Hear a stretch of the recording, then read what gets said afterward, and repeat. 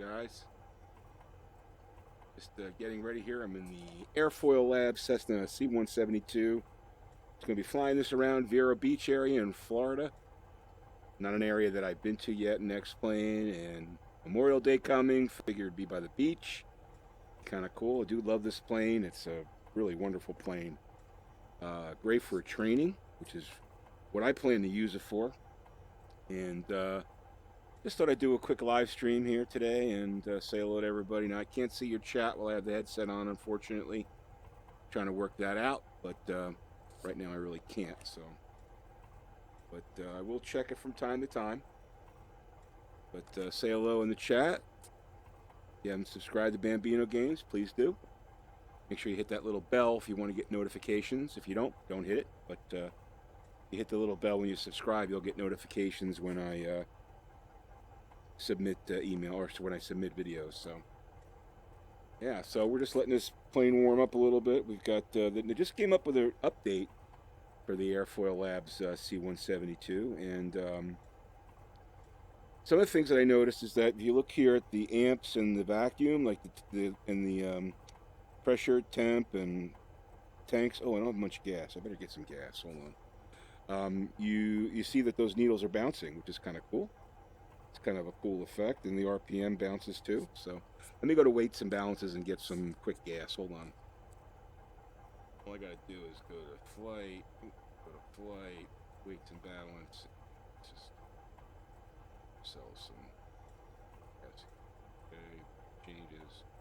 And if we look down, we should have plenty of fuel now. All right. So one of the things that I'm going to be doing more of is doing more of real-time flying versus casual flying. Today I'm just going to casual fly, but in my cross-country and some of the other stuff that I'm going to be doing, I'm going to start to really focus on being more procedure-based. You know, doing flight, doing checklists and trying to learn proper procedure. My end goal is to get on pilot's edge and be able to fly in a flight sim using a plane like this and really take it seriously to learn the proper protocol. But I mean, sometimes we're going to do casual flying too. But I think the coolness in flight sims is being able to simulate real world. You know, it would get kind of boring just flying around all the time, you know, checking out scenery. But I mean, if you actually have to follow a procedure and do things properly, then I personally think that's interesting, and hopefully you guys will think that's interesting too. Now I'm going to mix it up, but that's the plan. So for example, now I'm just idling here at 500 RPM, and the engine's pretty much warmed up. What I would normally do here is I would bring it up to like 1500.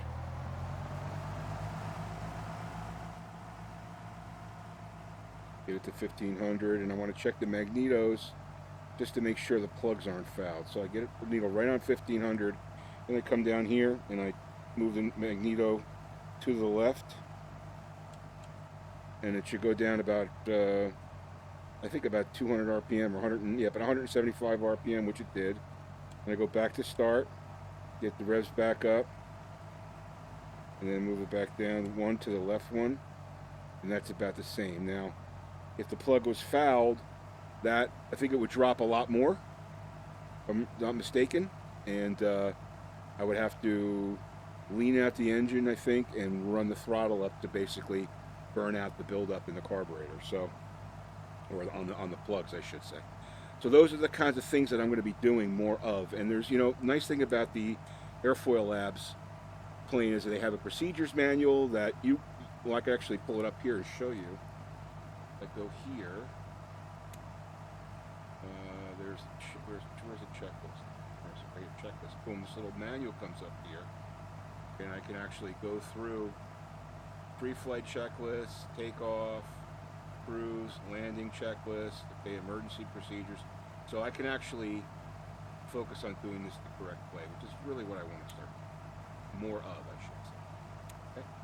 So, but today we're just going to fly and cruise around a little bit, just for a little while. Check out the Vero Beach area. Now, the one thing I won't be able to do is I won't be able to get outside of the plane in VR because FlyInside, unfortunately, doesn't support X-Plane 11's camera views, so you really only have the cockpit view to play with. Hopefully, they'll be fixing that soon, but right now, I'm basically limited to just this view, which to me is a beautiful view because I see it as complete 3D, which is great. And let's just say that everything's good to go. We're going to taxi up here, get our brakes off here, and we're going to taxi to the runway here and take off in Vero Beach, and we'll head, I guess we'll head east. I'm going to try and fly along the intercoastal, see what's happening on the intercoastal.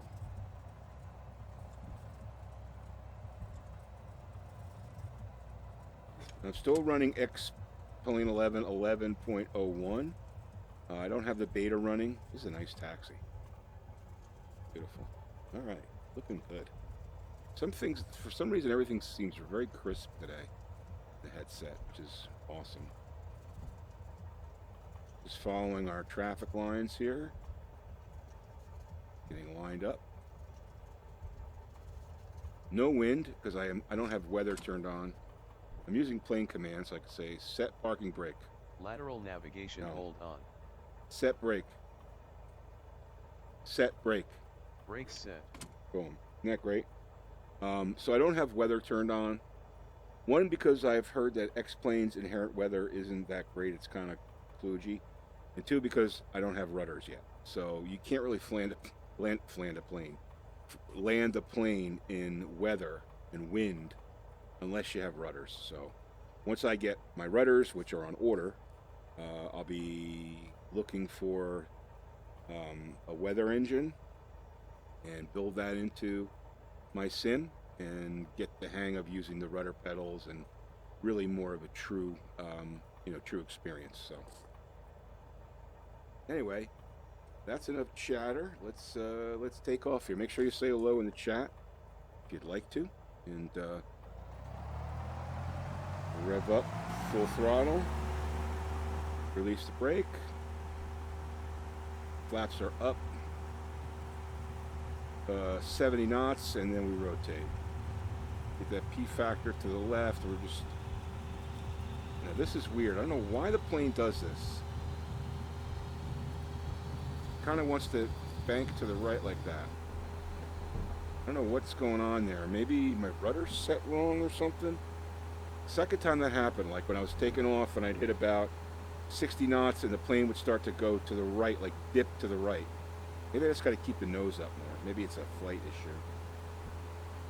Alright, so we are heading north now. I want to head east. See if we can pick up the intercoastal.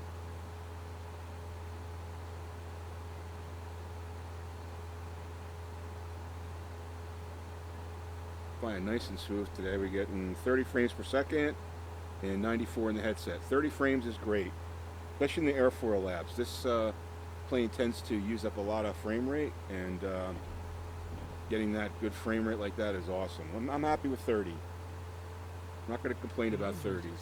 All right, okay. We'll keep it around 2,400 RPM. Let's go north here. That's the intercoastal. If you guys don't know what that is, the intercoastal is a waterway that runs actually from New England all the way down to Florida. Some points of the intercoastal are actually in the Atlantic Ocean, but the idea of the intercoastal is to give small boats the ability to travel on the East Coast without having to be in the Atlantic Ocean the whole time. So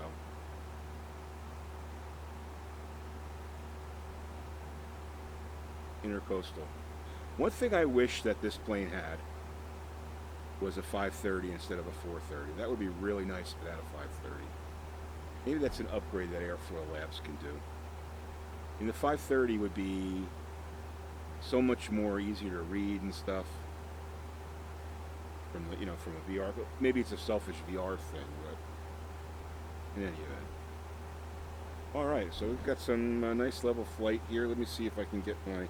Oh, this is one thing I can do. Set bug to 330. Altitude set to 33,000 feet. Oh.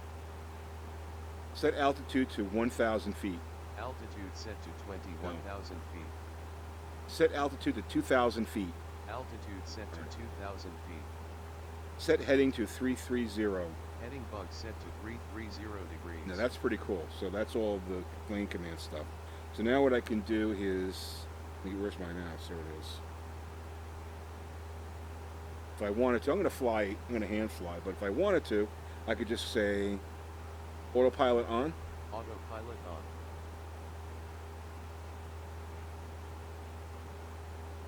Autopilot heading on. Autopilot on. Nope, that didn't work. Okay, so I got to go down here and I got to go heading.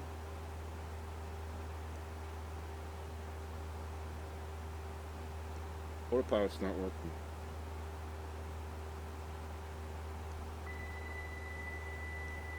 Alright, so the voice commands don't work in this plane for autopilot. That's okay. And that's my heading.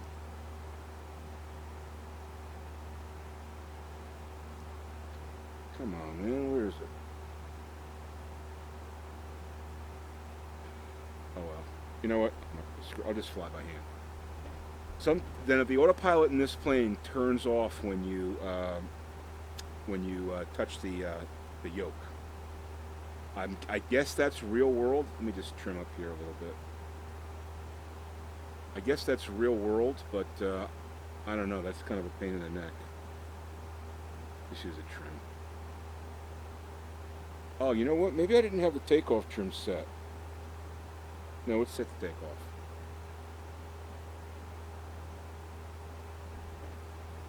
Alright, here we go. So we're pushing 2,300 RPM. We got about 125 knots. Nice cruising speed for Florida.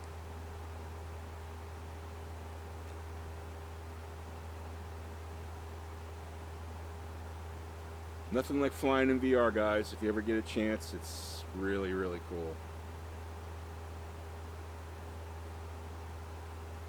It really is cool.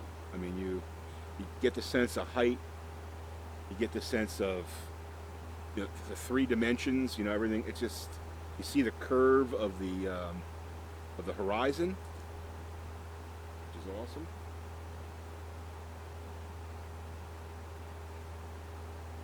I find it real difficult when I'm flying an FSW now, because I've got to fly that in 2D, and it's very difficult for me. Not difficult, but it's disappointing, I should say. You know.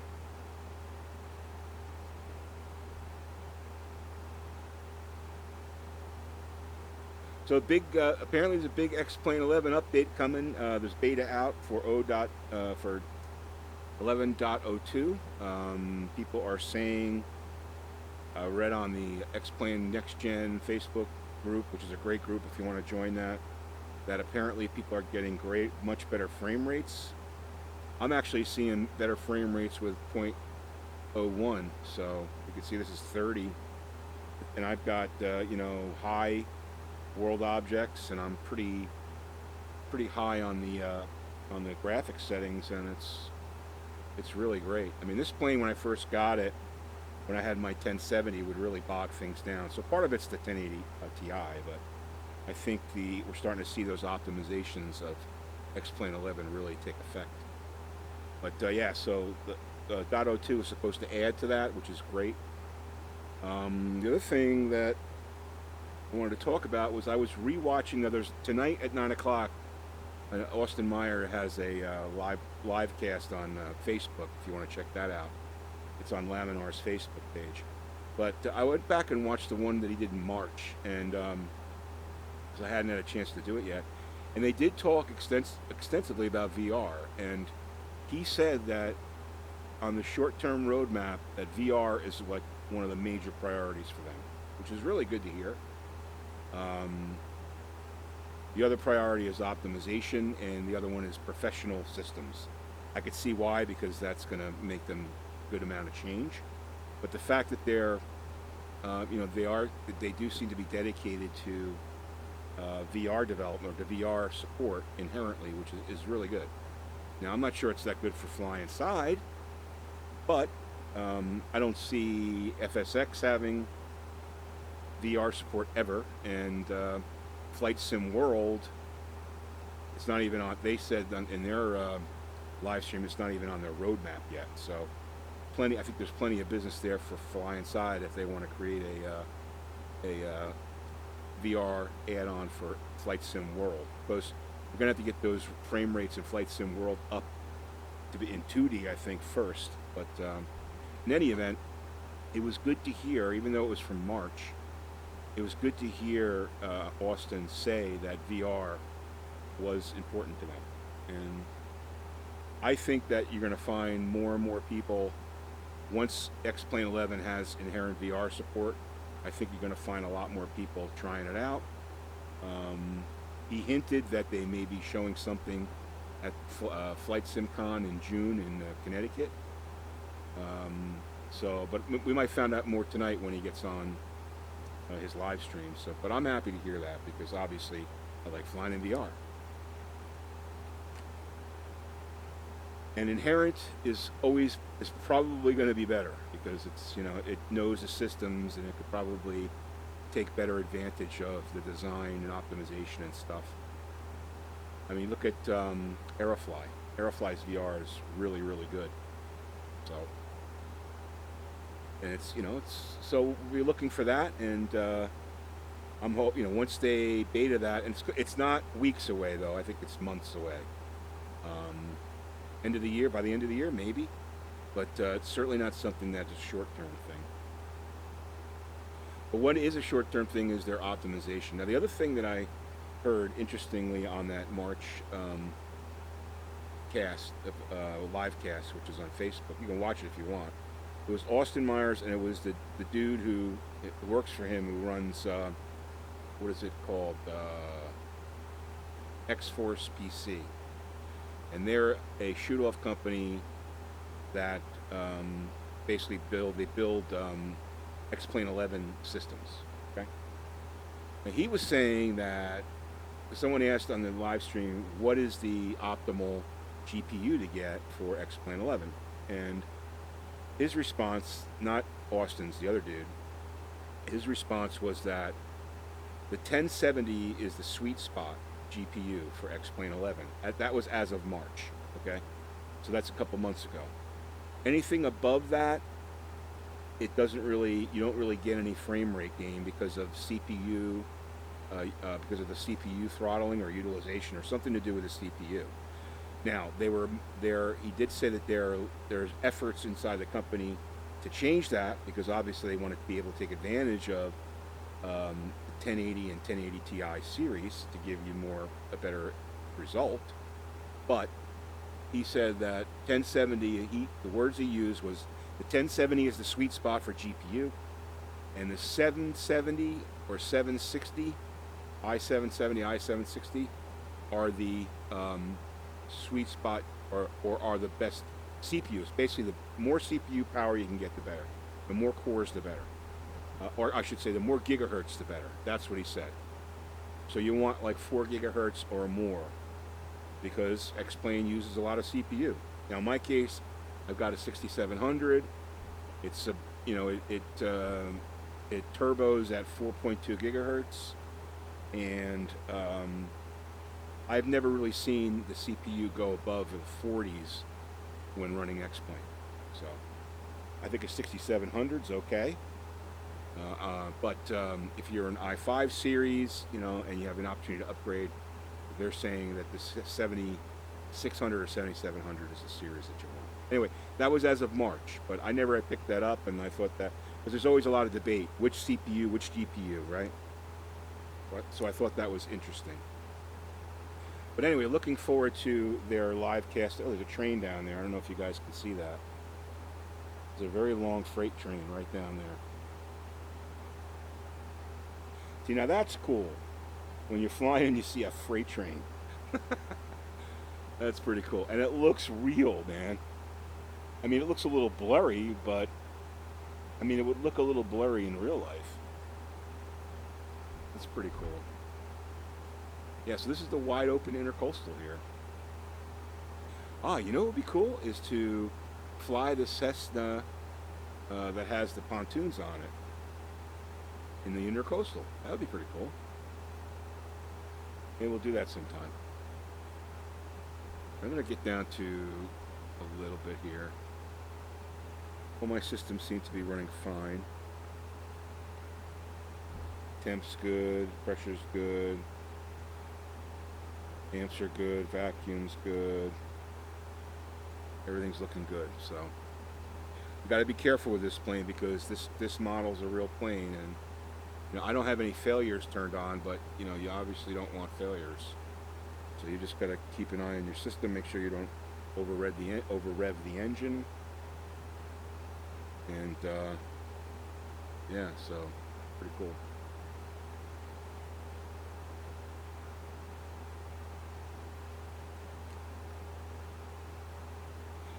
So I took this chance of streaming today. I figured maybe people would be around, but I'm sure a lot of people took off early because of the holiday.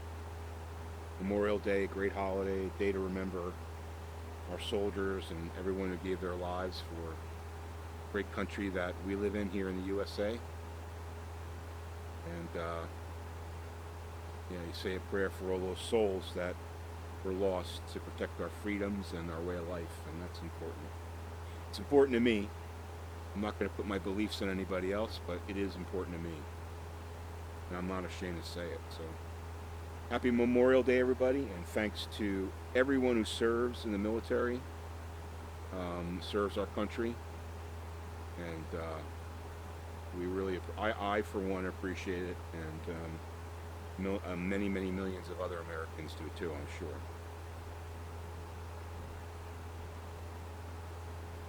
Now, I'm going to see which airport. Oh, let's see. Is that Palm Beach or KBOM? Hard to read on this little thing. Let me see where I am on the map.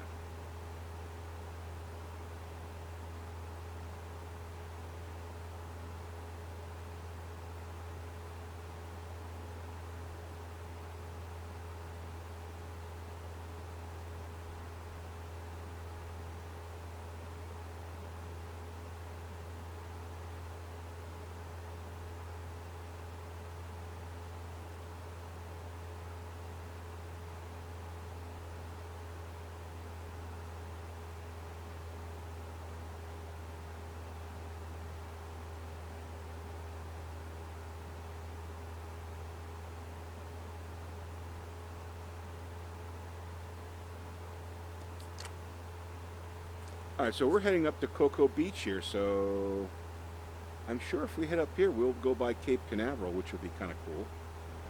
I've never flown that way. We'll check that out. Nearest airport right to our 9 o'clock right there.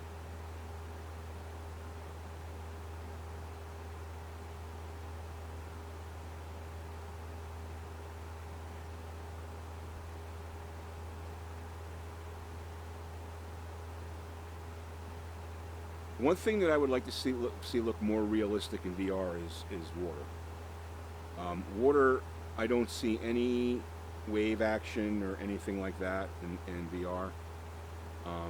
Maybe there's a setting that I haven't found to do that, but it's basically just flat blue. So it doesn't really give you any sense of, I mean, you know it's water, but you don't get a sense of, you know, any action in the water. It's got a toll bridge right there, or a drawbridge there or something.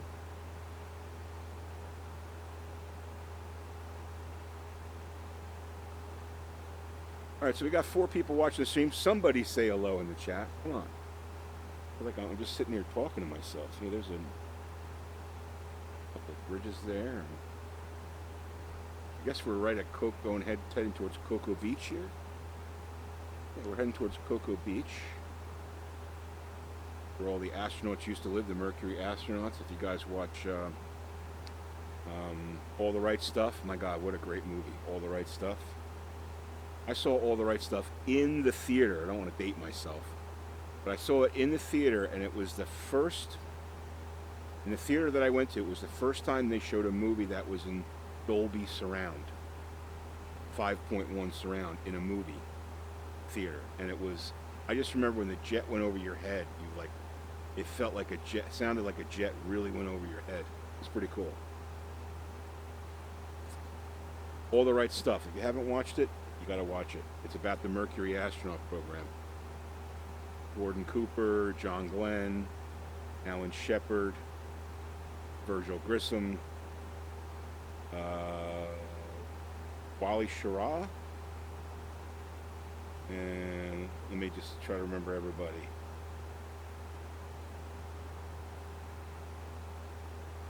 Well, I think I got most of them. When I was a kid, that was the, oh my God, I was so into the Mercury astronauts. I had this book.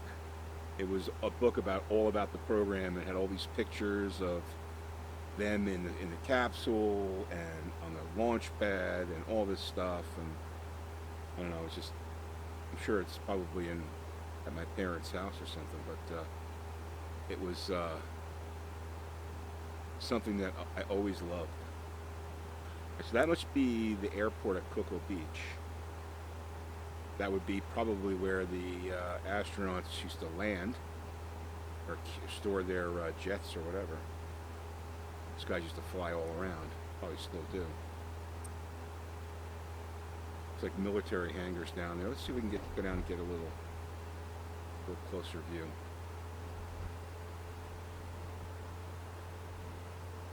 The engine is exceeding maximum Okay, RPM well, and no damage. Yeah, we got to remember. I got to remember that this guy doesn't like to. Yeah, those look like military hangars. What airport's that? I don't know. I can't tell. It's cluttered. Got some clear hangars down there. That's weird.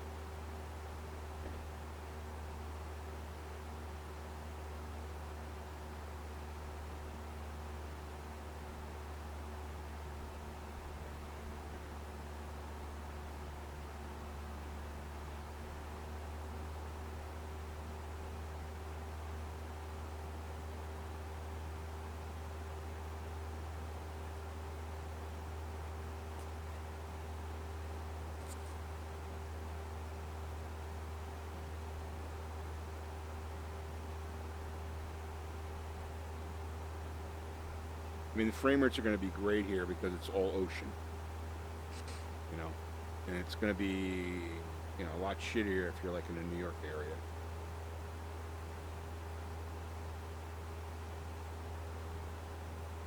Now, I got to believe that this is Cape Canaveral out there. I'm going to fly out there and just check it out. Now, that would be cool for someone to do custom scenery of Cape Canaveral. That would be pretty cool.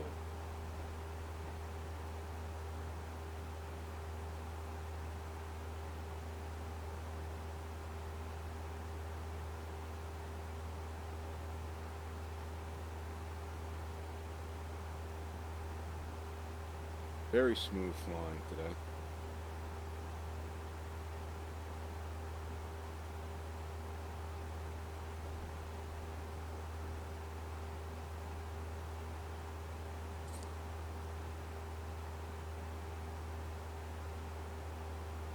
That's the ALPilotX.net scenery, the high definition mesh scenery that you can download from them. That's what that is.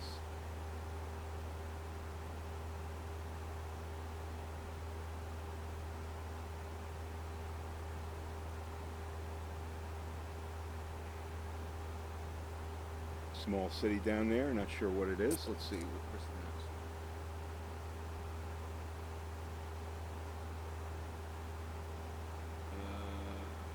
Merritt Island? Melbourne? No, it's must be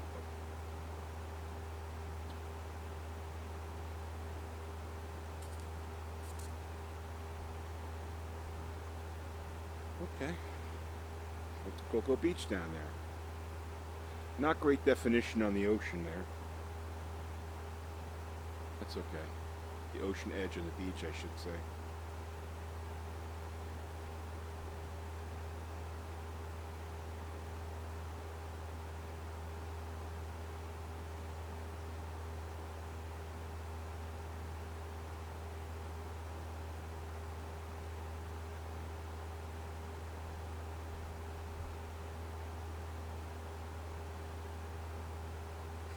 Everything looks good in the green.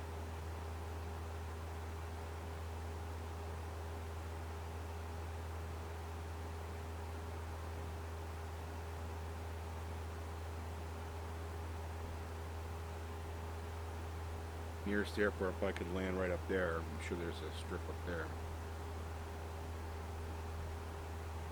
KXMR.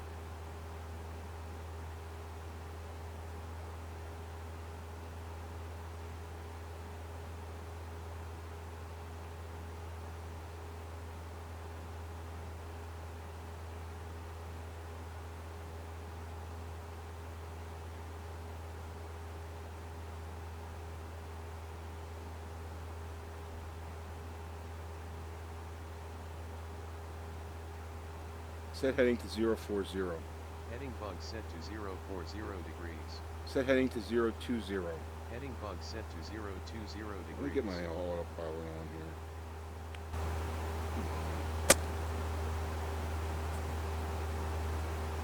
Autopilot.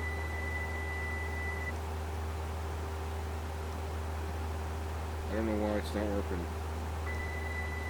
Heading. Autopilot heading on. Autopilot on. That's just not working.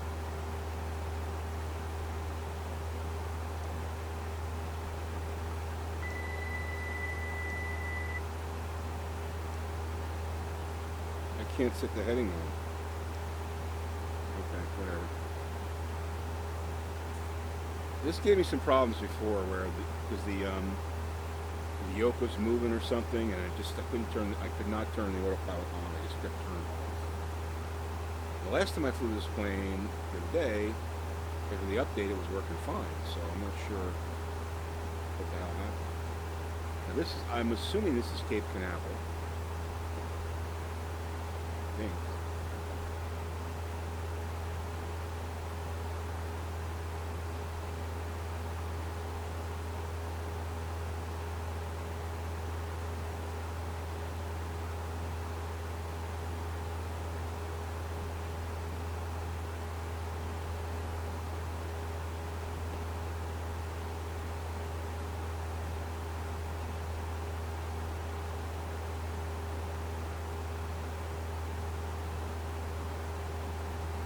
Because we got an airstrip up here.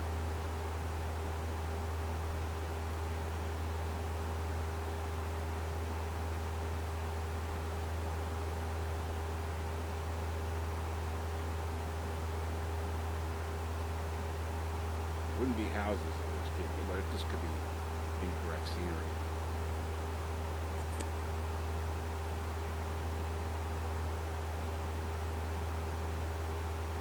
Tuna, how you doing? Thanks for checking out the stream. I appreciate it. We're just flying around eastern Florida. Oh, there you go. Yeah, this must be with a runway like that. This has to be Cape Canaveral, but it's all grown. They have it all grown in. Maybe out there is where. Just head up there to the north side of the gate. See what's up there.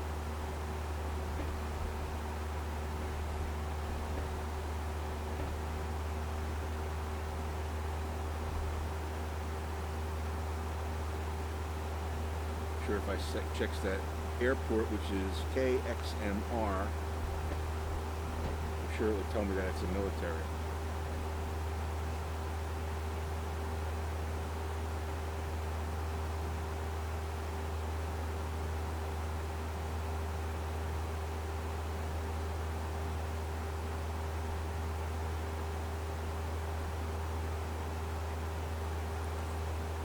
So you guys, those of you guys new to the channel, I fly pretty much always general aviation.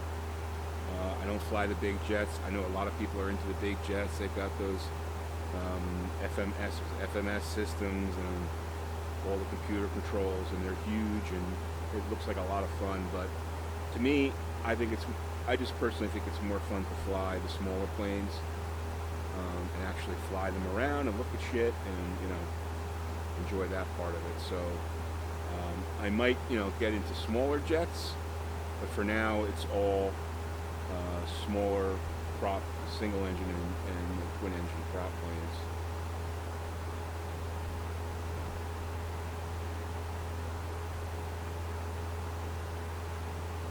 Yeah, Mr. X, model Cape Canaveral. Oh, that would be so cool.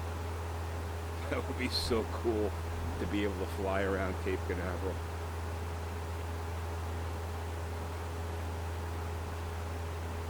Maybe I'm in the wrong place and there actually is one, I don't know. But I think this is Cape Canaveral.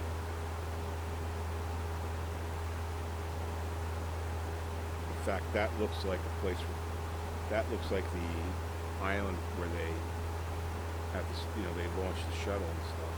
Where they used to launch the shuttle. I remember it was like in the middle of like the water.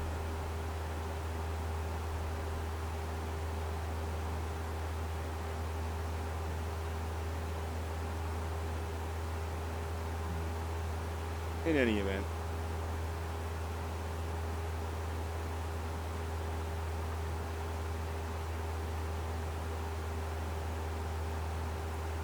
well, I appreciate you guys checking the stream out. We're just flying the AirFoilLabs Cessna C172 SP Skyhawk, single engine Cessna, circa 1968, 1969. Still flying today. Many of them still flying today. My local airport, tons of these planes. Well, not tons, but a lot of them. And fun plane to fly, fun plane to train on. I'm going to be training on this plane as I get into my serious training.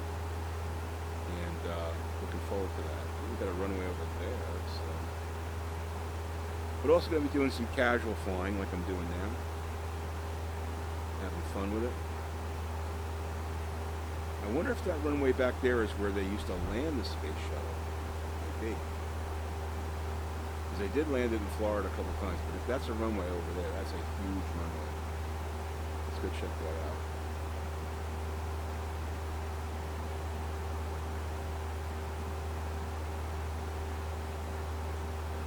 That might be the Cape up there.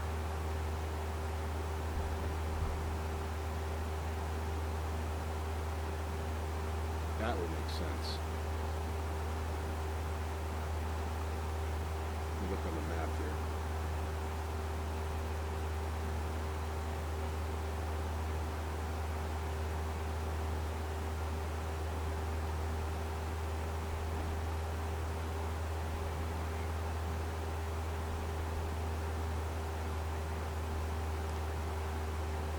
In any event, that is one big runway up there. Let's land on it.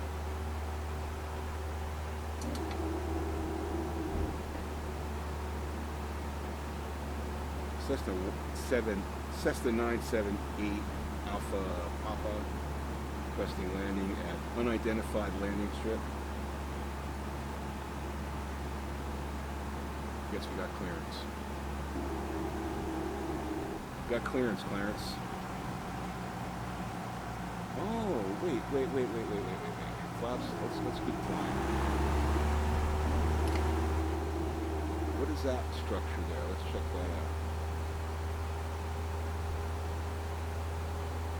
Did we find Cape Canaveral? I think we did. Because that looks like that building that they house the space shuttle in. And that looks like a landing strip that you would land the space shuttle upon.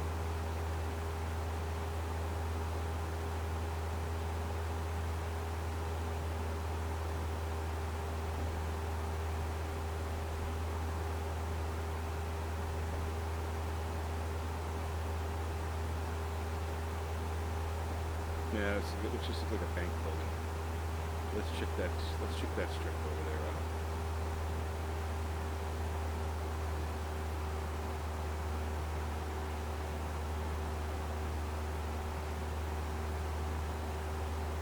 I mean, this is isolated. We don't have any houses around here. It's a huge ass runway.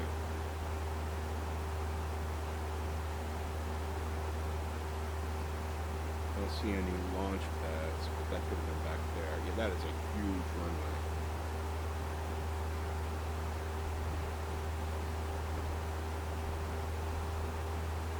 What is that called? KTTS. KTTS. That is a huge runway.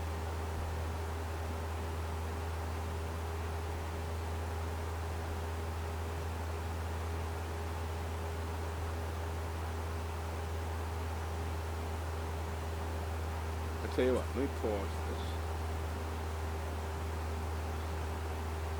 I'm going to look that up.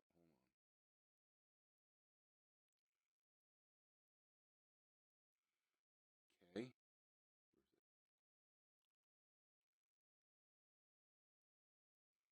KTTS. Yes, that's the NASA shuttle right there. KTTS is the NASA shuttle. So that runway back there was Cape Canaveral. So yeah, we were in the area here.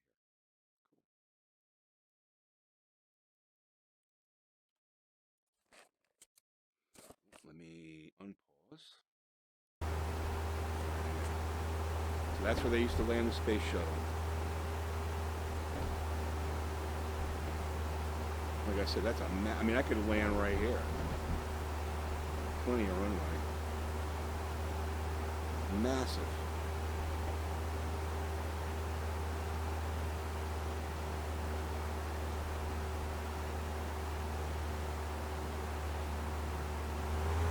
The engine is exceeding maximum RPM limit and may damage. Sorry, buddy.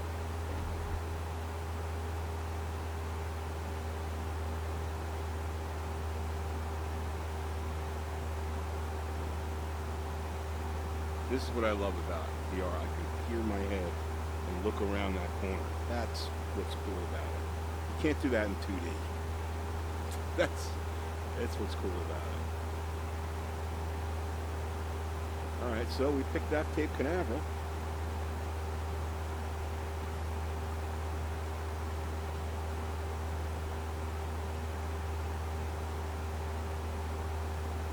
Alright, let's fly over here. Let's go over here.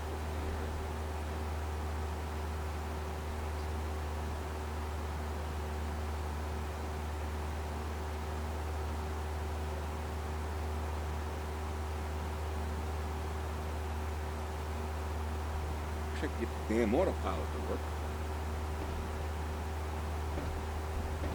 That's gonna suck if I use this for one of my legs in my cross-country trip, because I won't be able to just trim that up a little bit, trim up, trim up, trim up, trim up. I really won't be able to use this plane without autopilot. I just kill my plane.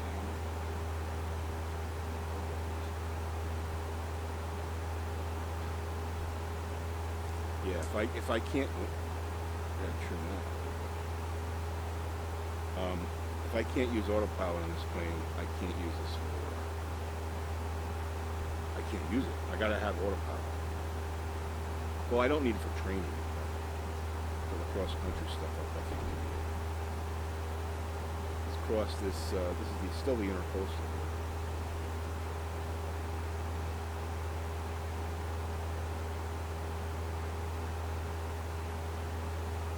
KTIX, right up there.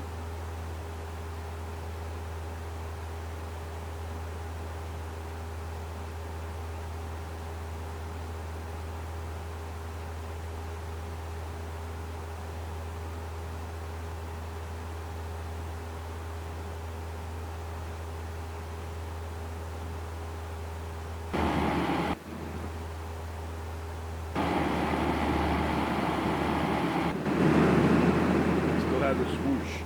So there's a bug in this plane where if you go outside like this, you hear the outside environment, but when you go inside, you get that whoosh. Which is, they gotta fix that. Alright, let's land over here. Let's see where the runway is going. 978 Alpha Papa requesting landing at KTIX. Runway, whatever the hell it is.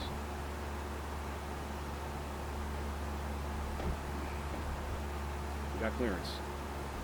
Imaginary clearance. Alright, so we're at 12.5.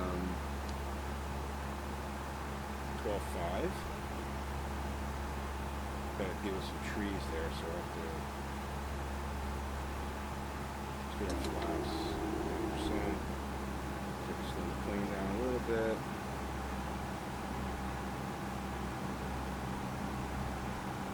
This plane's a little trickier to land than the stock Cessna. It's not as easy. You have to really, you gotta put it down gently, otherwise you get a whoosh. You could break off a wheel or break something.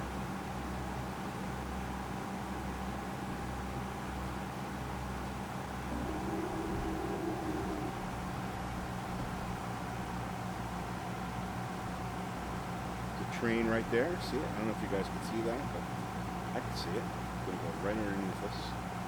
Probably the same train that we saw back then, back there before. It's made its way all the way up here. That's pretty cool. So many working parts of this simulator. KTTS. Full flaps. Keeping the nose down. Got a good rate, a good glide slope, maybe a little steep, but that's okay. Flare this out. Put it on the ground. We're at a little over 90 knots. It's coming down at 85 knots. Keeping it centered. Aiming for that hard spot, that skid spot right there. A little fast. Start to flare. All right, keeping it centered. Slowing down to 80, starting to flare. Start to flare. Throttle down. Okay, gently down to earth now. Gently down to earth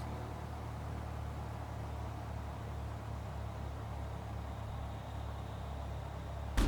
That was a little rough. Flaps up. Brakes. We made it without killing it.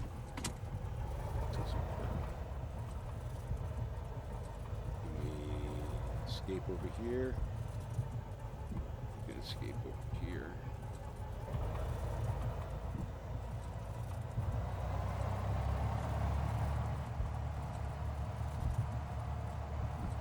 Those will line up and we'll fly back south.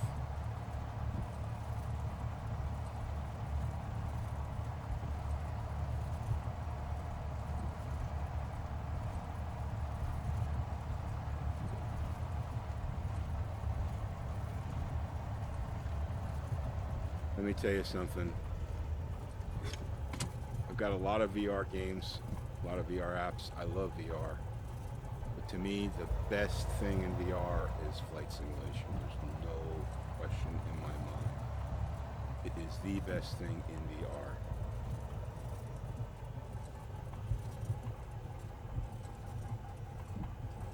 Well, this is an empty, barren airport.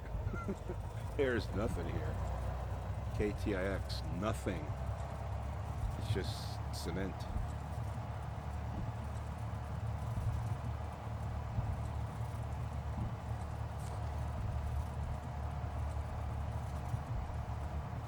When will I have more Train Simulator World? Soon. I'm going to be doing that soon. Probably next week. But yeah, it's actually coming along quite nicely. I think they're doing a good job with that. They did a great job on the last release with optimization, and they continue to improve it, which is great. So yeah, next week I'll probably have some more of that. I'm crossing the runway here, so normally I would look left and right, but I know there's no traffic. So actually, maybe we'll take that. Why don't we take this one? Okay, so we're going to assume checklist. Got plenty of gas. Everything's in the green. We're just going to assume everything's cool, okay? I'm not going to go for a checklist. We'll assume it's like a touch and go. 27, heading west. Maybe we'll just head west a little bit. Full throttle. Now see the plane wants to pull to the right. Now it's starting to dip like that. Why does it dip like that? Why is it dipping like that? Maybe because I don't have rudder pedals. Whoa, stall. Maybe it's because I don't have rudder pedals. I think I have to have right rudder on takeoff of this plane, so well, I'll find out when I get my rudder pedals. Our positive rate, we're climbing at about 700 feet per minute. The engine is exceeding maximum RPM limit and wind damage. Let's get back to the water.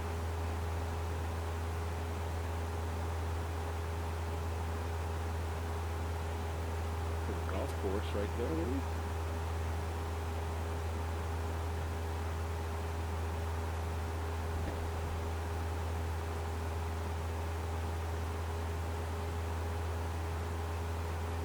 I am determined to get this damn autopilot. Set heading to 170. Heading bug set to 170 degrees. I love that. That's awesome. So now, autopilot on. Heading on. No? No?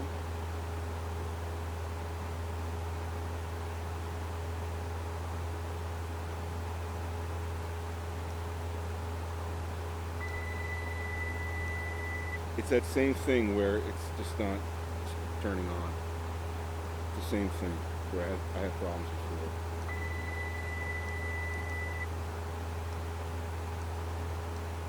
I just can't use it.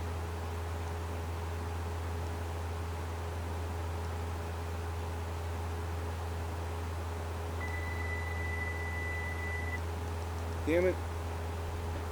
Alright, well, nothing I can do about it now. I'll have to try to fix it when I'm in it. Check out the chat, guys.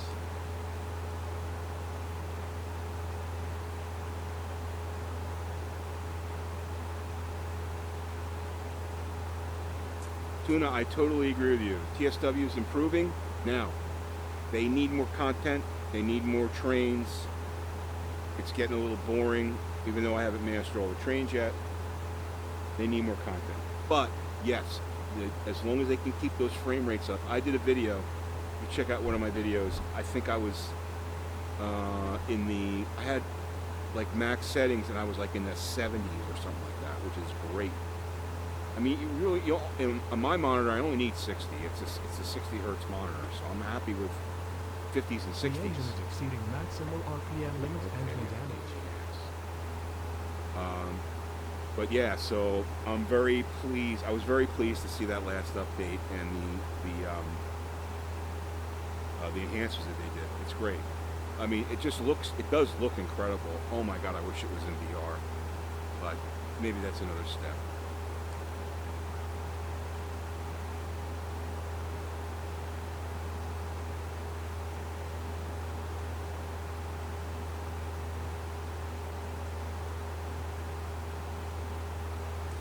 Typico, how you doing? You guys can't hear me? Is the volume really that bad? Let me see what I can do about that. Hold on.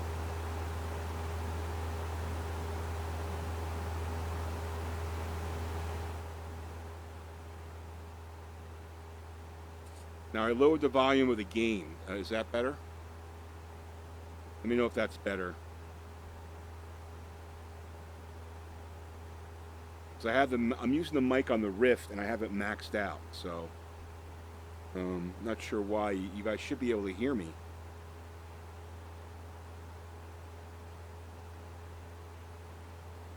Let me know if you can hear me, okay?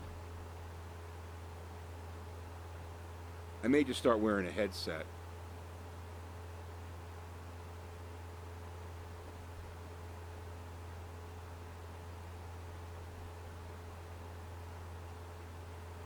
Instead of using the mic on the Rift.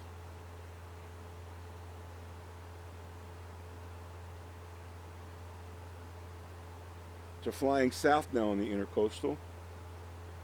140 knots. Must have a tailwind.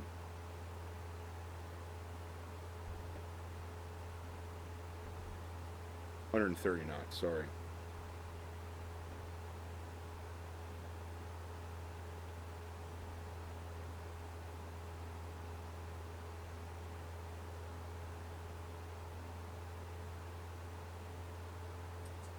Yeah, typical, you know, laptops aren't really optimized for VR. They're just not.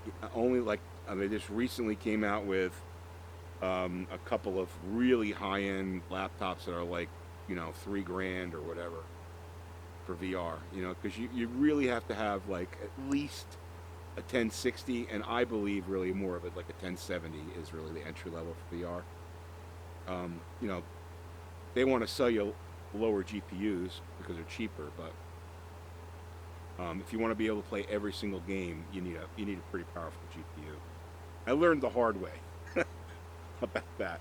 I bought a 1070. Well, the Ti wasn't out yet, but I bought a 1070, which actually, in retrospect, was probably a good idea because I was able to sell it for, you know, like 60, almost 65% of what I paid for it, and you put that into upgrading to the Ti. But yeah, it's pretty tough to find a laptop that's going to support VR.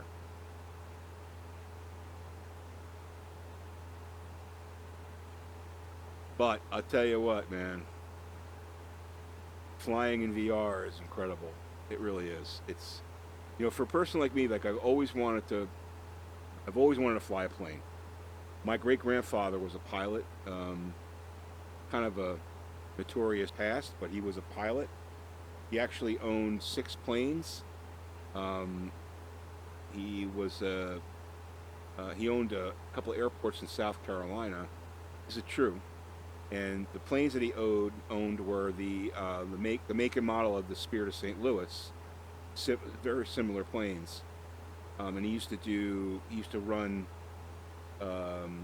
U.S. Postal and also cargo and stuff. But unfortunately, he lost all his money in the crash of 1929, and his two airports got wiped out by hurricanes. So he basically died penniless. But so I never saw, you know, never inherited any of his vast wealth that he had. But knowing about his piloting, and actually my mom had some of his logbooks where he would fly to Costa Rica and Peru and all these, you know, places down in South America. It was really kind of cool as a kid to look at those, you know. And I always dreamed of flying a plane, and I just never had the financial ability to do it. But, you know, for a fraction of the cost of what it would cost you for a real airplane, you could get yourself a VR setup and feel like you're in a plane. And while it's not, you know, the same danger points and all that stuff, it does give you a lot of the same feelings, which is really cool. So, and I hope to someday be able to get my pilot's license. It's one of the goals I have. So, and this is a great way to, I think, get into that, you know, being confident about controlling a plane in VR and, you know, landing, you know, I don't know, I probably have a few hundred hours of flight time in VR. So, you know, I think it's it's good for fundamentals, let's put it that way.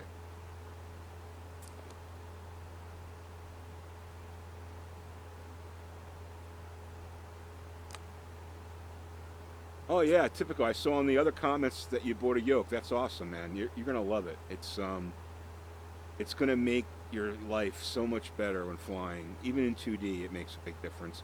And get yourself some of this. Where is it? Do I have it here? If I have it here. No, the grip tape. Get yourself some of this grip tape. Actually, I think I have a video coming out. I think it's tomorrow, about the grip tape, where to get it and all that stuff on Amazon. It's great. It just makes a big difference, you know, to have that like cushiony feeling on it. Gives it like more of a real world feel. So yeah, make sure you check out the grip tape idea. But good luck. Let me know how that works out for you. I'd be interested to hear that.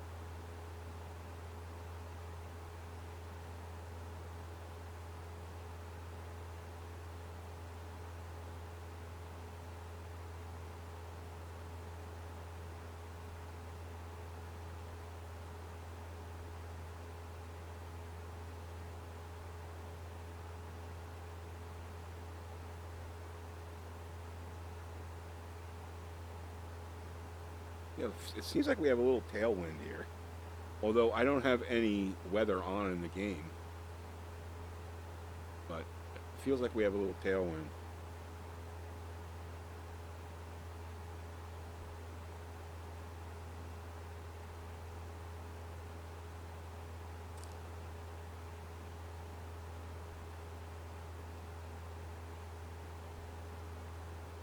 Hey, 10 people in the stream, guys. Thanks for watching. Make sure you hit the subscribe button if you're interested in more VR and flight sim stuff. But I also play Train Simulator.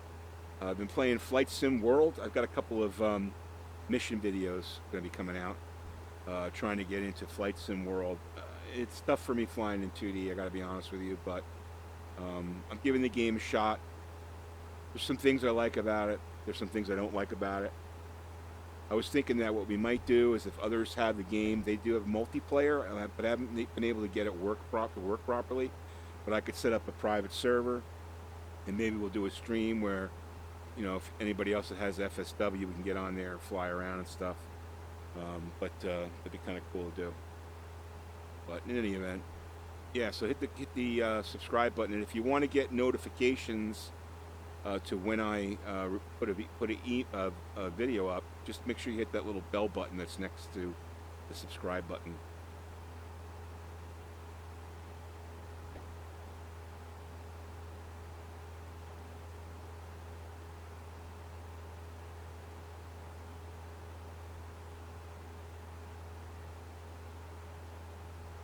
Check our frame rates here. So we got 28, 27, 28. And as long as we're above 90 in the headset, we're doing fine.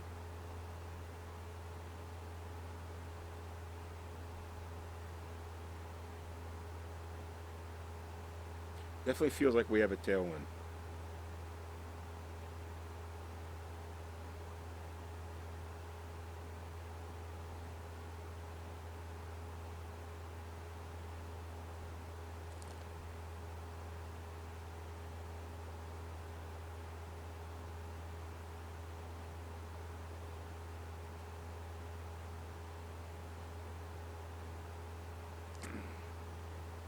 Yeah, typical. As long as you have fast enough CPU. Oh, I gotta check my. You gotta have a fast enough CPU.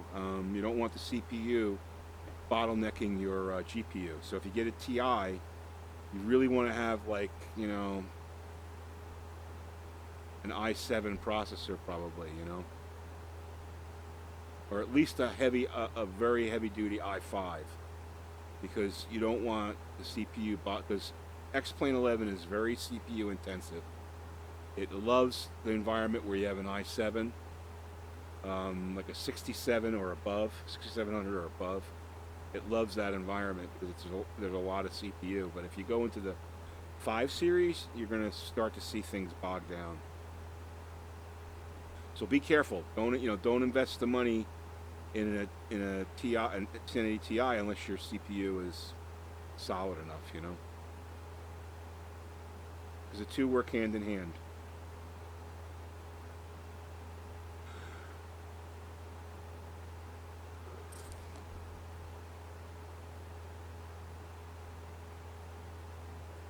Oh, you said build a desktop PC. Okay. I just reread your comment. Yeah. Yeah, if you build a desktop PC, yeah, I mean, you could probably build a decent one for under $1,000. That's not including the GPU. You know, like about $1,000. Good case, good CPU, good power, and SSD. I would recommend SSD for your boot drive at least. To get an M.2, and then I mean, you could use a hard drive for X-Plane because X-Plane's not really drive intensive, and you go on at least 16 gig of RAM. In fact, I'm thinking about upgrading to 32 gig, but I haven't really seen the point where I need it. I'm getting up there, like into 10 gig area, but in any event, I've got 16 gig. But yeah, you could build a decent one for about $1,000, and then your TI is going to cost you like $700 or something. It's like having another computer, basically. So $1,700, you build yourself a pretty top of the line VR PC.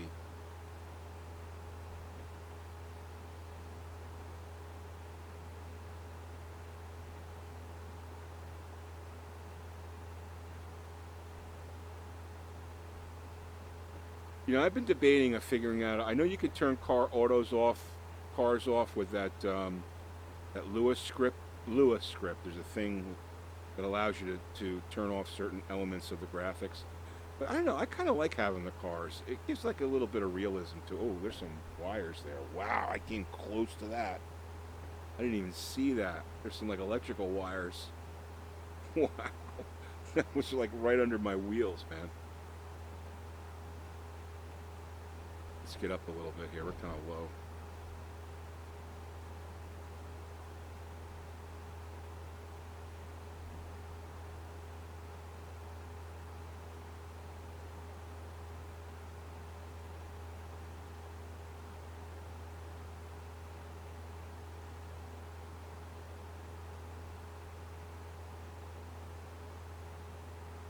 So let me ask you guys, what do you guys prefer? Do you prefer flying the general aviation planes, or do you like flying the jets? Or what do you like watching better too? General aviation or jets? You kind of know my preference. I'm just wondering what everybody else is thinking. I know if you go on Twitch, most of the people that stream X-Plane are streaming jets. You know, big airliners, you know, Airbus, and, you know, large planes, large passenger planes. Pretty much like 98% of the streams are that. There's very few aviation streamers. But like I said before, I personally like the general aviation stuff. I think it's it's fun, you know, because you're actually flying the plane versus programming a computer, you know. I mean, I guess it's cool to program the flight plan, the landing ILS and all that stuff, and then watch the plane execute. I think that's pretty cool too, but for me, I just like to have the feeling that I'm flying, or I'm controlling the plane as it's flying, you know. I don't know, that's what I like. Nice cool little cove there. Let's get up to about 500.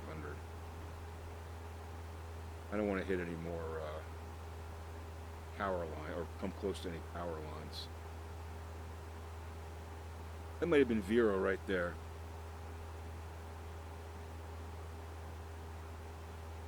I can't tell because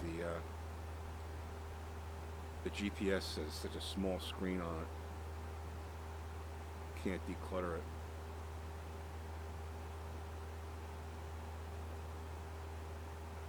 All right.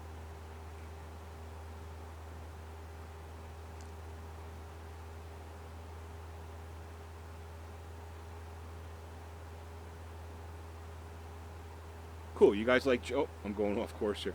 You guys like general aviation too? That's cool. I mean, I just think it's more fun because it's what I would fly if I was, pardon me, a pilot, right? That's what I would fly. General aviation.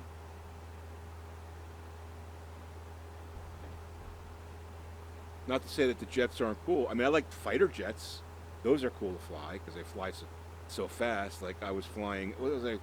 In FSX the other day, I was just messing around and flying one of the Blue Angels, and I got to like Newark, New Jersey to Newark, Delaware in like 30 minutes because I was just like doing like Mach 2 or something, just flying, you know. It's great.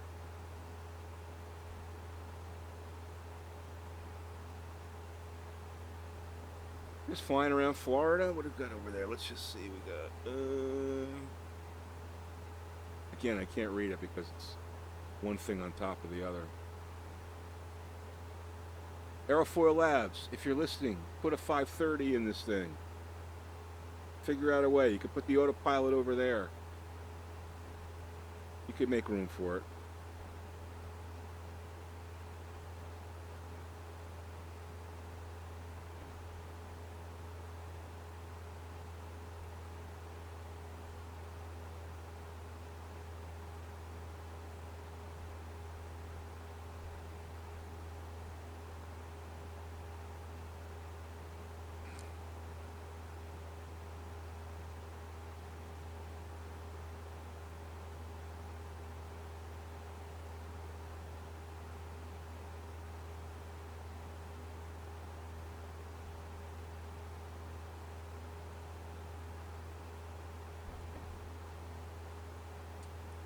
What specs do I recommend for TSW?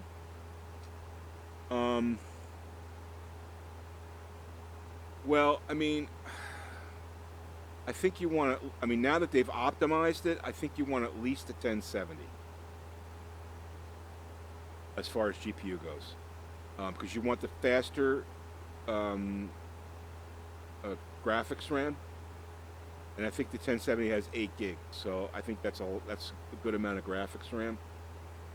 As far as now, TSW I think still has you know, some CPU intensive issues. So you know, I would recommend again an i7 6700 as your entry level for really any simulation game like that. You know, because it's going to give you 8 CPUs, 4 core, and a lot of processing power. And you know, you can get a CPU that's going to be in the 4 gigahertz range, then you know, whatever you play, it's going to be, you know, solid enough. So you know, I guess I'm always gonna recommend higher specs because it's safe to do that when someone asks me. You know, I'm not gonna recommend a lower spec or something because, you know, I don't want someone to spend the money and have it not be a positive experience. You know, my experience has always been the more CPU and GPU power you can afford, the better your experience is going to be. That's just basically the way it is, you know. I just kind of follow this little inlet in here just to see what's going on in here.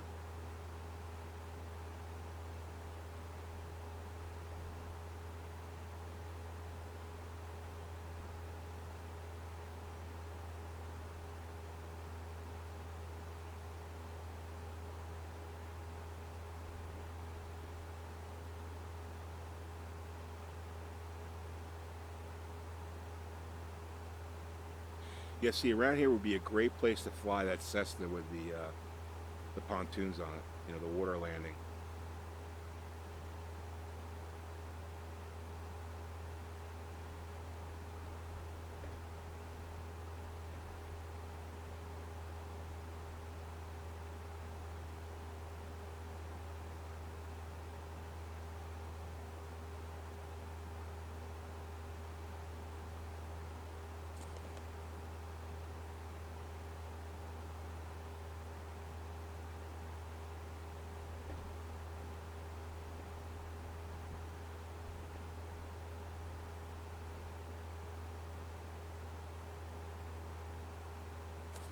You know, Tuna, I don't know what the recommended specs are for. I don't know what Dovetail recommends. I think they recommend like a 970 or something like that.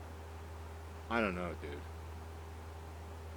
I don't know. I mean, you have to understand that software companies are always going to try to get you, you know, to it's not a trick, but you know, when they say minimum spec or recommended spec, they're not recommending it on ultra. They're recommending it like on middle level graphics, right? And then you get the software and you want to run it at ultra, but the specs that they recommended just aren't powerful enough. So, you know, I mean, I don't know. I just, you know, I always want the best gaming experience. And to me, it's, you know, higher ultra settings. And if you want that type of performance, you're going to pay for it, you know. You got to pay for it. I don't know what the min spec is on TSW. I think it's, if I remember correctly, I think it's a 970, which, yeah, TSW would run at a 970, but you're not going to get 60 frames per second, probably. I don't think, you know.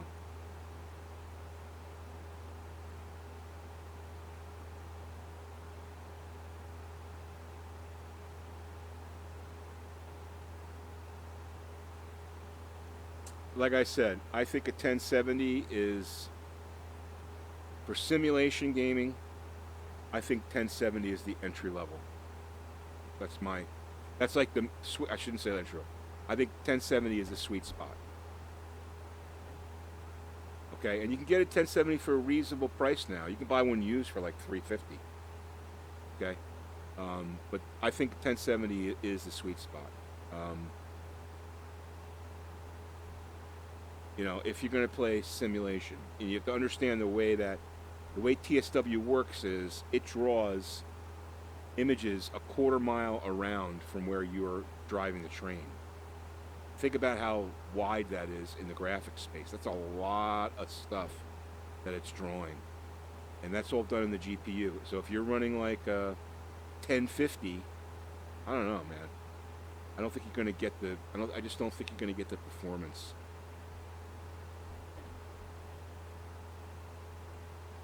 You know, I learned the hard way and spent money that I didn't have to spend on lower rated systems rather than just biting the bullet, saving up my money, and buying a higher end system, because then you're basically, you know, you're kind of you're at least future proofing yourself for a year or so. I mean, every 6 months they're going to come out with something new, or every year or so, right?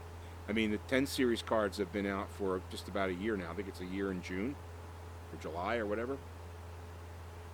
June, I think. So, you know, they're due probably, you know, sometime in the fall maybe to come out with something new. So, you know, but it all depends on the type of gaming experience you want and how much you can afford. You know, that's what it usually comes down to.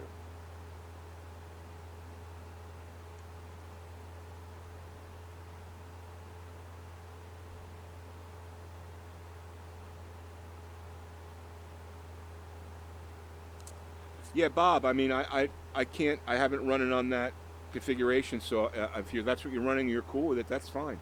You know, that's fine. I mean, I can tell you, I run FSW on a 1080 Ti with an i7 6700 on ultra settings, but I have traffic all the way down. Okay. And if I'm flying in the New York City area, which is pretty densely packed with graphics, I'm getting like 25, 28 frames per second. I think I put a video up on that. You could watch it, okay? So that tells you right there.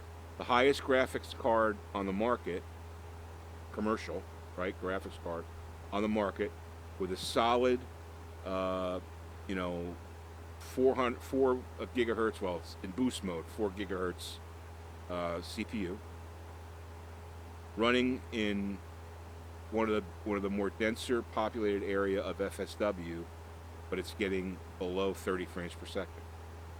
That tells you, right? If you're willing to put up with some stuttering and you want to lower your graphics settings, then you can, you know, you could use a 970.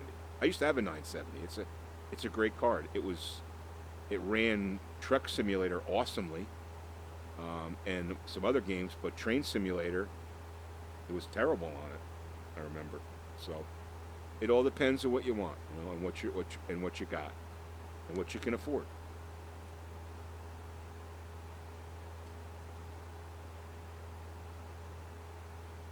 Oh, that's what they're recommending.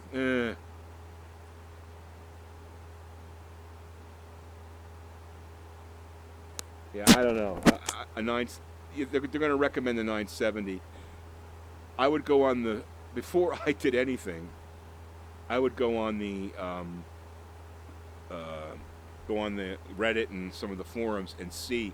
I'm sure you'll find people that are trying FSW and the 970 and ask them what kind of frame rates they're getting.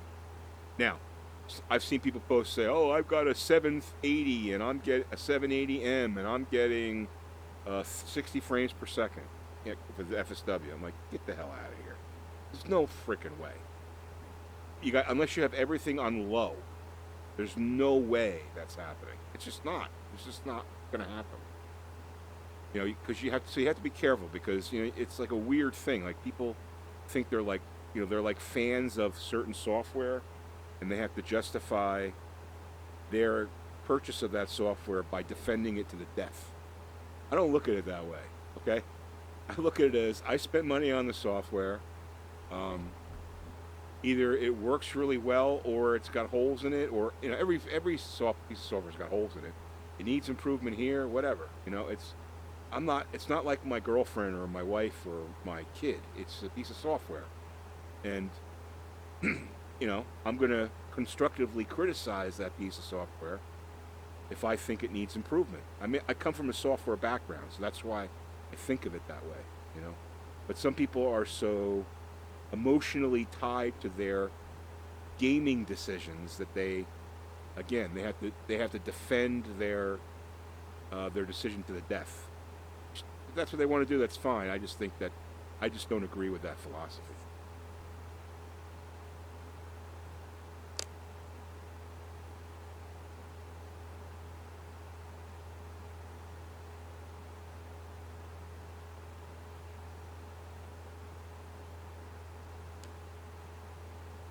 Yeah, so Bob, you have a sick system, and that's awesome. That's awesome. SLI. Now, I don't think TSW works with SLI. I know X-Plane doesn't, but does FSX? I don't think, does FSW? Sorry, does Flight Sim World work with SLI? I'm not sure. That's an awesome system.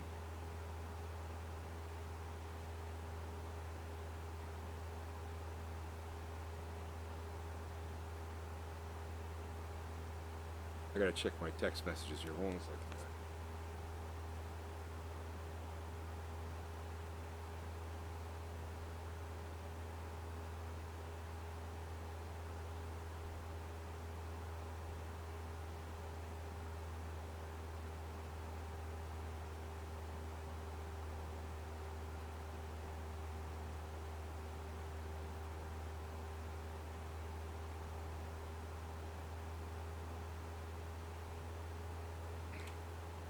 All right, so P3D, which is based on the FSX engine, and so with the second GPU, you're only getting 8 frames more. So, well, you know, I'm sure you probably play other stuff, so the SLI is probably, you know, benefits you there. So, but yeah, I mean, well, I know that FSX, that engine is CPU intensive, so it's going to only.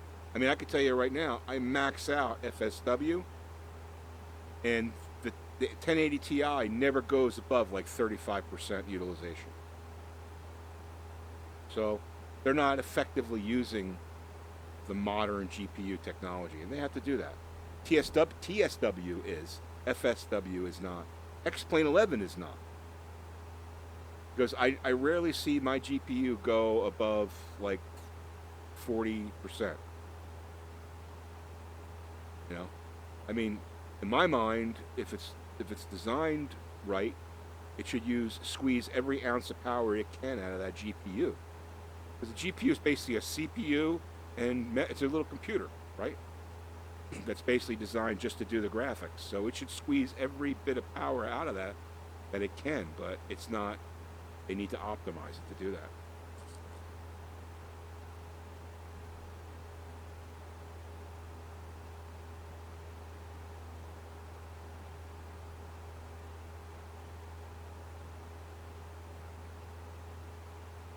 Yeah, Bob has a 6 setup.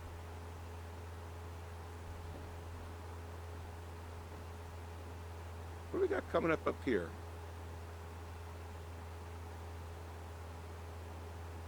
You see where we are on the map.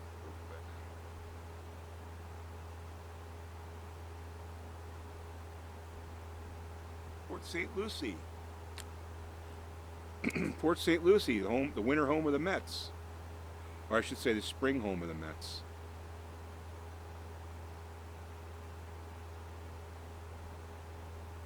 Right down there.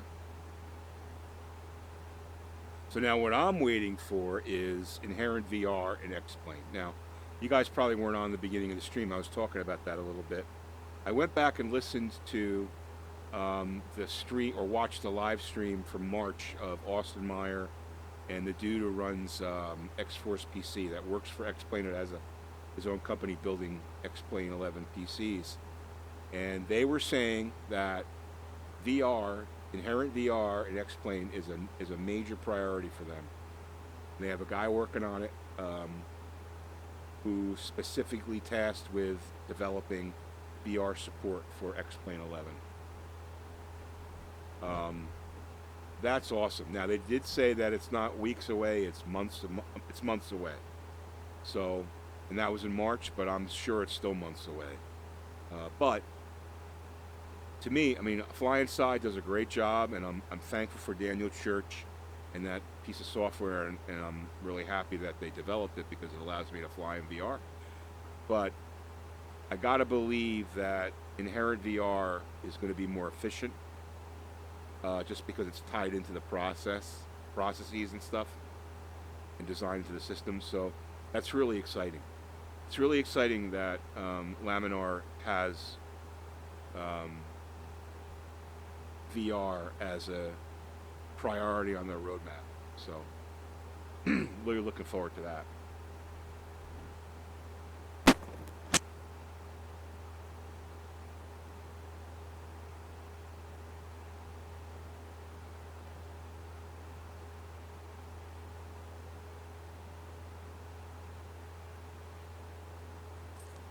All right, Typico. So, question you have: which is better, HTC Vive or Rift? I've used them both. Pardon me. They're both a little different, although they have the same display characteristics and density.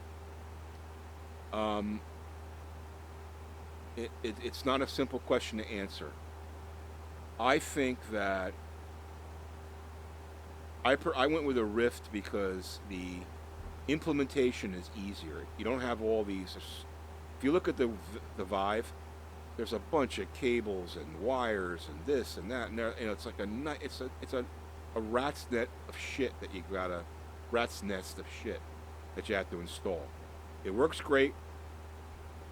The controllers, they were around before the touch controllers, but I think the touch controllers are better. They're more sleeker. You can see when I got one right here. Pull one out here. You can see it's sleeker. It's just well designed. I don't know. I love the touch controls. You can see it right there in VR. Kind of cool.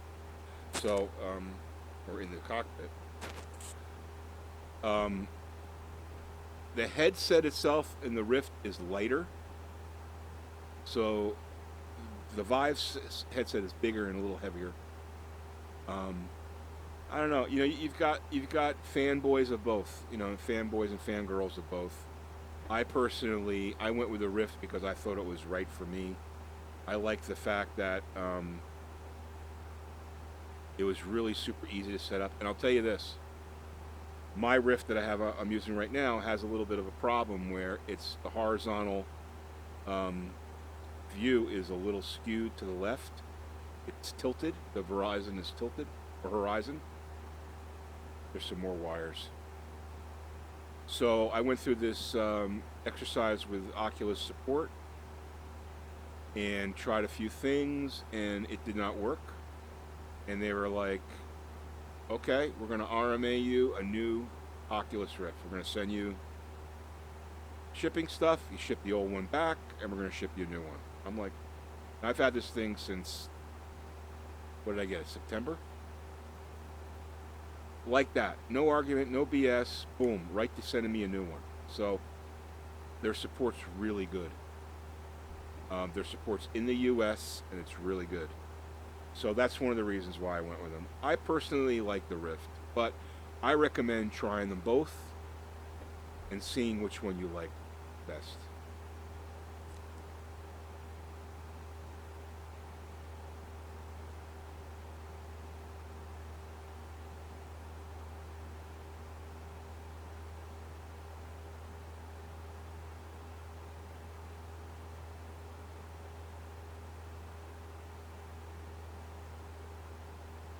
Nathan, thanks for hanging out.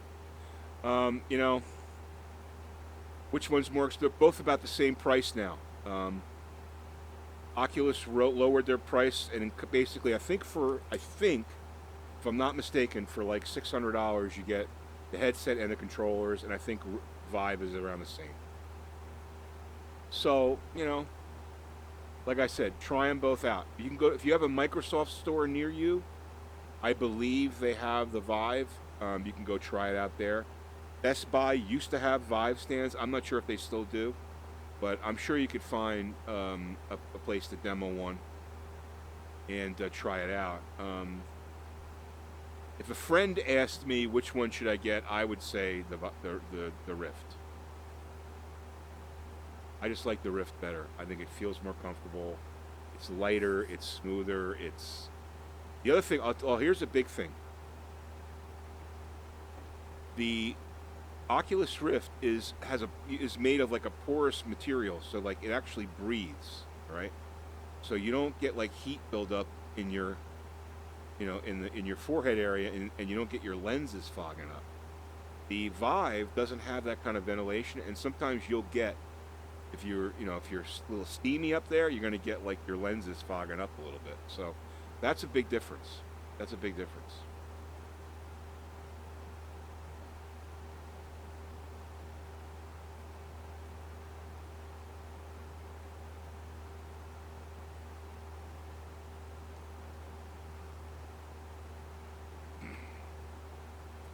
You bet. I'm always happy to talk about VR. I've been involved with VR for it's about a year now. My first headset was a OSVR HDK2, which was a bit of a mistake. I kind of cheaped out, and I didn't want to spend the money. At the time, the Rift was like $600. That was without touch controllers, and the what do you call it? The Razer was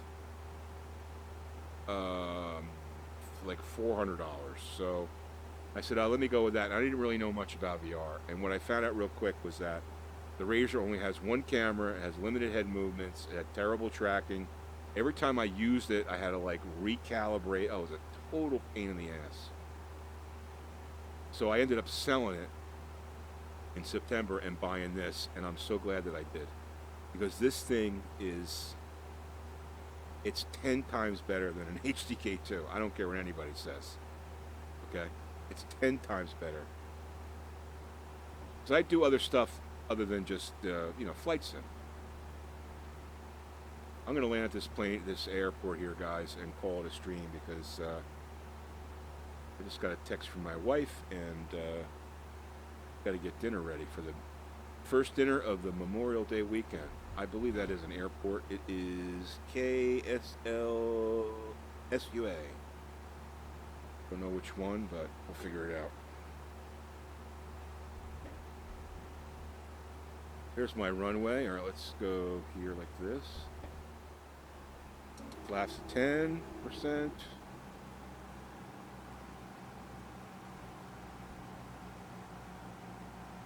See, this is what's great about VR. Turning my head, being able just to look at the runway and knowing when I have to make my approach. Not have to guess or keep on moving the mouse or something to figure it out. Flaps down to 25. All right, let's see. Everything. Oh, I didn't do my gump. Gas, both. Undercarriage, don't have to worry about it. And mixture in and prop, don't have to worry about it. Gump. G-U-M-P. Gas, undercarriage, mixture, prop. That's your pre-landing acronym. Flaps full.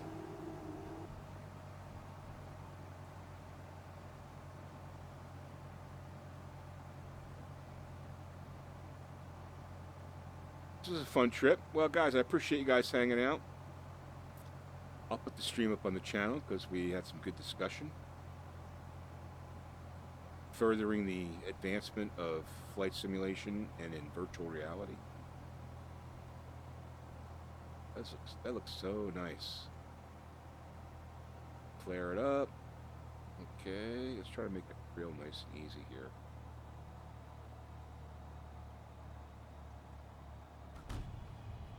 Alright, that might have been a little rough. Flaps up. Taxi.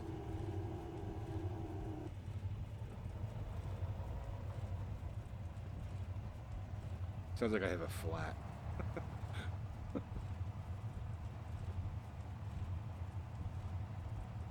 All right, can I? Oh, why am I going to the? Oh, I know. Just going too fast. All right, we'll get to the end here, and yeah, here we go. Oh, right here.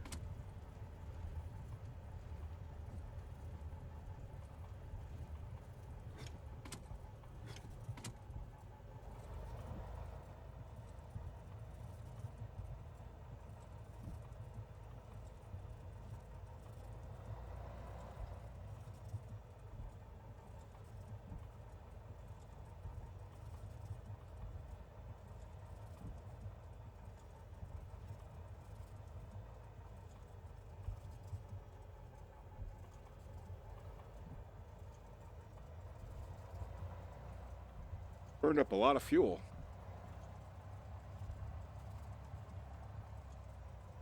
All right.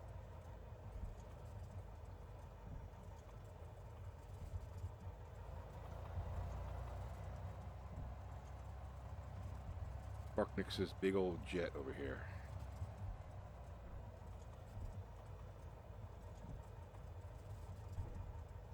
Say hello to our rich friends.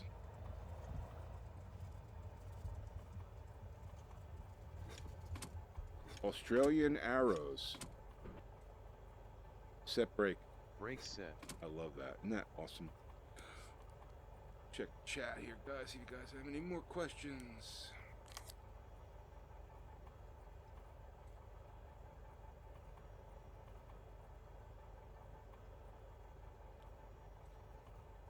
Oh, you're welcome. You're welcome, Typico. I appreciate it. And guys, thanks for supporting the channel. I really do appreciate it. If you'd like more of this, make sure you hit the subscribe button. And again, that little bell next to the subscribe button, that gets you notifications.